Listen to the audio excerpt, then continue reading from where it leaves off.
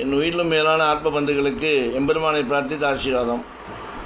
பணமா, பதவியா, அந்தஸ்தா,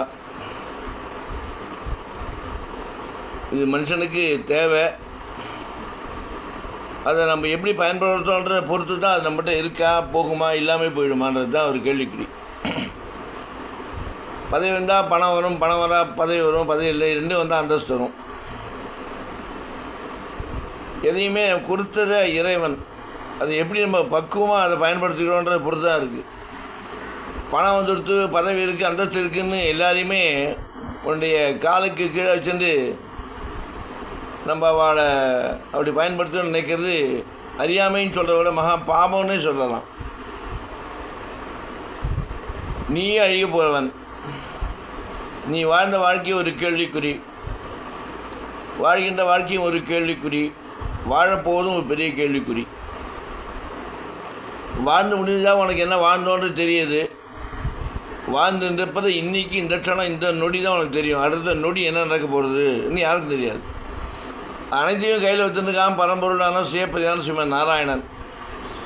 எதிர்காலம் என்பது நிச்சயிக்கப்படாத ஒன்று, ஆனால் நிச்சயித்த ஒன்று இறைவனால். அவனுக்கு ஒன்று தான் தெரியும். அது எப்படின்னா, பாரத போரில் அவள் சகி திரௌபதியில் கண்ணா சொன்னான், போர் எப்படி ஆரம்பிக்கணும், எப்போ எப்படி முடிக்கும் உனக்கு தெரியுமே கண்ணா, உனக்கு தான் முடிவு தெரியுமே அப்படின்னு சொன்னால் சகிக்கிட்ட ஒன்று தான் சொல்கிறான், மிஞ்ச போகிறது உங்களுடைய 5 கணவன் மட்டும்தான் அப்படின்ட்டு.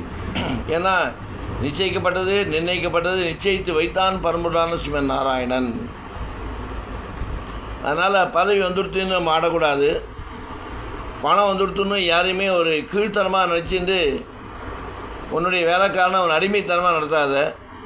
அந்தஸ்து அது ஒரு ஆபத்து. ஒன்று இன்டர்லிங்க்கு. பதவி வந்தால் பணம், பணம் வந்தால் அந்தஸ்து, அந்தஸ்து வந்தால் பதவி, பதவி இருந்தால் பணம். நிலையில்லாத வாழ்க்கைக்கு எதுவுமே நிலையில்லை அப்படின்னு நல்லா ஞாபகம் வச்சுக்கணும். அப்படின்னா எப்படி வாழறதுன்னா, வாழலாம். கொடுத்ததை இறைவன் கொடுத்தான் அவனுக்கு.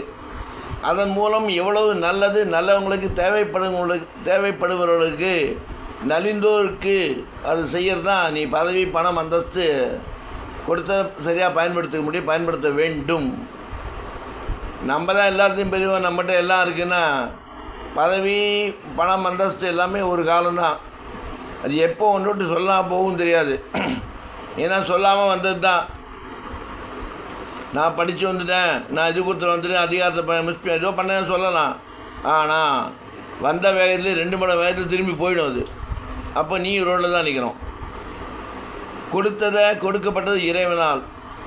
அது எந்த அளவுக்கு நான் நல்லபடியாக நல்லவர்களுக்கு நல்லதை செய்யணுன்ற எண்ணம் வரைச்சி ஒரு காலகட்டத்தில் எதுவுமே நிலையில்லாத போது அது ஒன்றை விட்டு போனாலும் ஒன்னால் பயன் அடைந்தவர்கள், அப்பா புண்ணியமாக இருக்கும், நல்லது செஞ்சான்ப்பா, அவனுக்கு தேவைச்சா நம்ம உன்னால் வளர்ந்தவங்க அவன் அந்தஸ்து வச்சு அவனை திருப்பியும் பார்த்து ஒரு நல்லது செய்வான்.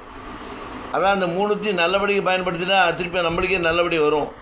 அதை தீய வழியில் அது ஒரு குற்ற உணர்வோடு தவறாக பயன்படுத்தினா 2 மடங்கு பலனையும், 2 மடங்கு பாவத்தையும், 2 மடங்கு தண்டனையும் உண்டு. என்ன ஒன்று இன்டர்லிங்க்கு. பணமும் பதவி, அந்தஸ்து, இந்த 3 வருஷம் நிதானம் தேவை. உன்னை உணர்ந்து கொள். எல்லாம் உத்தமனால் கொடுக்கப்படுகிறது, எதுவுமே நிலையில்லை. நாளைக்கு நான் சாதிச்சேன் நீ சொல்லி படுக்க முடியாது. நாளைக்கு நீ இருந்தாலும் சாதிக்கிறதுக்கு. அனைத்தும் அறிந்தவன், அனைத்தும் இருக்கிறது பரம்பொருளான ஸ்ரீமன் நாராயணம். புரிந்து கொண்டு வாழ வேண்டும், புரிதலோடு வாழ வேண்டும், நல்லதையே செய்ய வேண்டும், எல்லோருக்கும் நல்லதை நினைக்க வேண்டும், நாடும் பலம் பெற்று நாடும் பலமாக வாழ, மக்கள் அனைவரும் நோய் இல்லாமல் பயமில்லாமல் வாழ, இல்லாமல் அலர் மேல் மங்கா சமேத ஸ்ரீ சீனிவாச மலையப்ப சுவாமியை பிரார்த்தித்த ஆசீர்வாதம். பகவத் ராமாரின் திவ்ய திருவடிகளே சரணம்.